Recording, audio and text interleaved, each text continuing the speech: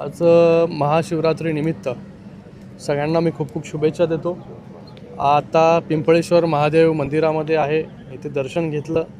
गेल्या अनेक वर्षाचा इतिहास आहे या पिंपळेश्वर महादेव मंदिराचा आणि दर महाशिवरात्रीला आणि त्याचबरोबर वेगवेगळ्या उत्सवांना लोक मोठ्या प्रमाणामध्ये या पिंपळेश्वर महादेव मंदिरामध्ये येत असतात। याच्या अगोदर मानपाडेश्वर मंदिर, त्याचबरोबर अंबरनाथचं 1000 वर्ष जुनं शिव मंदिर, तिथे देखील आज दर्शन घेतलं। आणि आज महाशिवरात्रीनिमित्त कल्याण लोकसभेमधील अंबरनाथ शिव मंदिर, मानपाडेश्वर, पिंपळेश्वर आणि आता पुढे खिडकाळी, ही सगळी जी मंदिरं आहेत, ही मंदिरं गेल्या खूप ह्याला इतिहास जो आहे हा खूप प्राचीन इतिहास आहे आणि त्याच्यासाठीच ह्या सगळ्या मंदिरांचा देखील जीर्णोद्धार झाला पाहिजे। त्याच्या आधारे माननीय मुख्य नेते उपमुख्यमंत्री एकनाथजी शिंदे साहेबांच्या माध्यमाने अंबरनाथमध्ये देखील 1000 वर्ष जे शिवमंदिर आहे त्याच्या कॉरिडॉरचं काम चालू आहे।